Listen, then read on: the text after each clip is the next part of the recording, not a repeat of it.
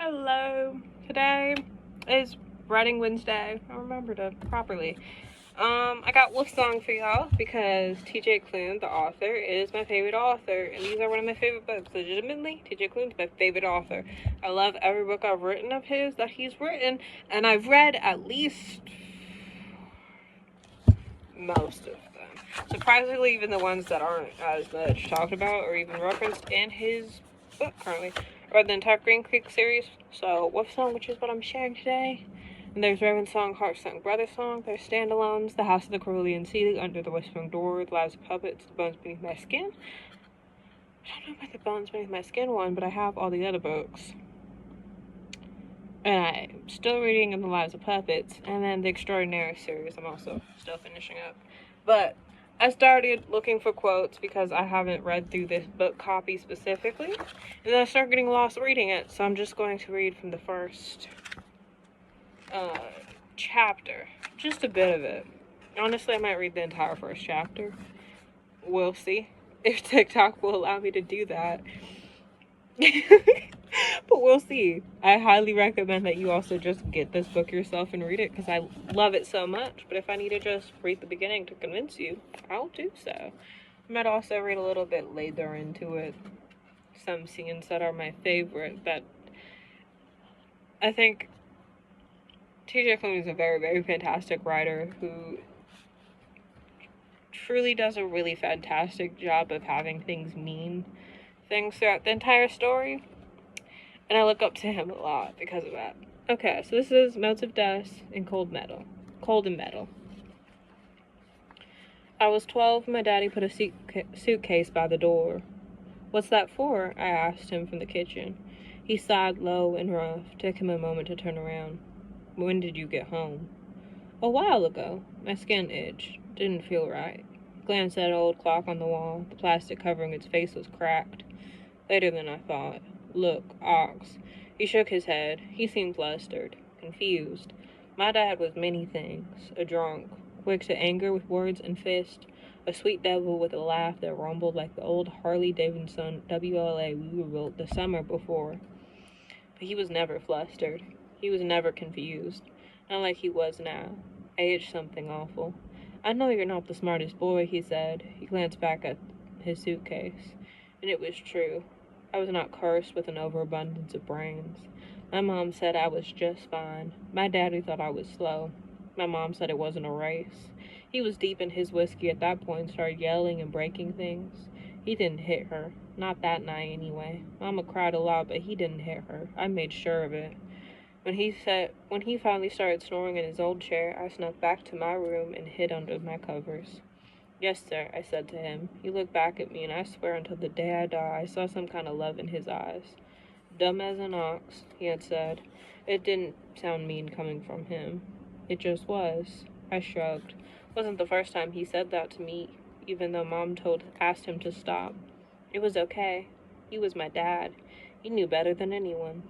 You're gonna get shit, he said, for most of your life. I'm bigger than most, I said, like it meant something, and I was. People were scared of me, though I didn't want them to be. I was big, like my daddy. He was a big man with a slopping gut thanks to the booze. People won't understand you, he said. Oh, they won't get you. I didn't need them to. I wanted them to very much, but I could see why they wouldn't. I have to go. Where? Away. Look. Does Mom know? He laughed, but it sounded like he found but it didn't sound like he found anything funny. Sure, maybe. She knew what was going to happen. Probably has for a while. I stepped towards him. When are you coming back? Ox. People are going to be mean. You just ignore them. Keep your head down. People aren't mean. Not always. I didn't know that many people. Didn't really have any friends. But the people I did know weren't mean. Not always. They just didn't know what to do with me. Most of them. That was okay. I didn't know what to do with me either. And then he said, You're not going to see me for a while.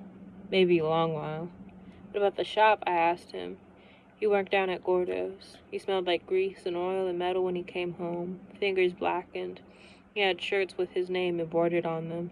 Curtis stitched in reds and whites and blues. I always thought that was the most amazing thing. A mark of a great man to have your name etched on your shirt. He let me go with him sometimes. He showed me how to change the oil when I was 3, how to change a tire when I was 4, how to rebuild an engine in a 1957 Chevy Bel Air coupe when I was 9. Those days I would come home smelling of grease and oil and metal, and I would dream late at night of having a shirt with my name embroidered on it. Oxnard, it would say. Or maybe just Ox. Gorder doesn't care, is what my dad said, which felt like a lie. Gorder cared a lot. He was gruff, but he told me once, when I was old enough, I could come talk to him about a job. Guys like us have to stick together, he said. I don't know what he meant by that, but the fact that he thought of me as anything was good enough for me. Oh, is all I could say to my dad. I don't regret you, he said, but I regret everything else. I don't understand. Is this about... I didn't know what this was about. I regret it here, he said. I can't take it.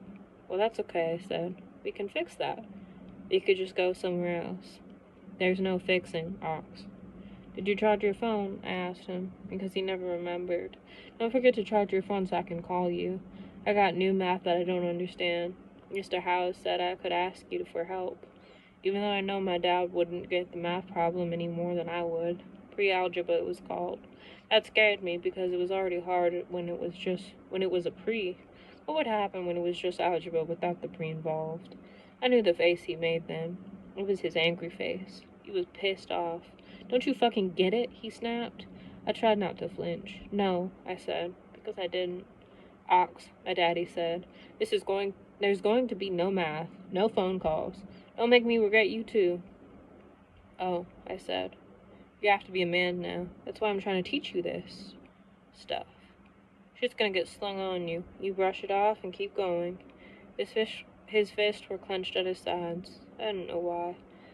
I can be a man, I assured him, because maybe that would make him feel better. I know, he said.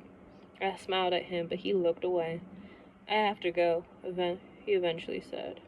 When are you coming back? I asked him. He staggered a step towards the door, took a breath that rattled around his chest, picked up his suitcase, walked out. I heard his little truck start up outside. It stuttered a bit, then it picked up.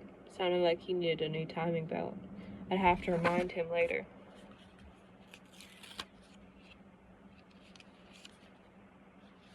And then, just a little bit.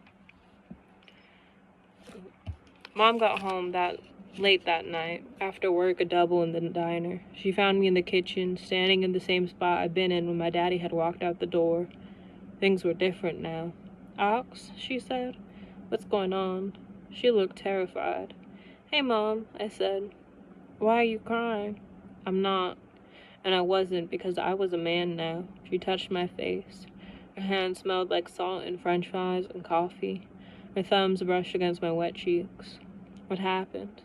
I looked down at her because she'd always been small, and at some point in the last year or so I'd grown right past her. I wished I could remember the day it happened. It seemed monumental.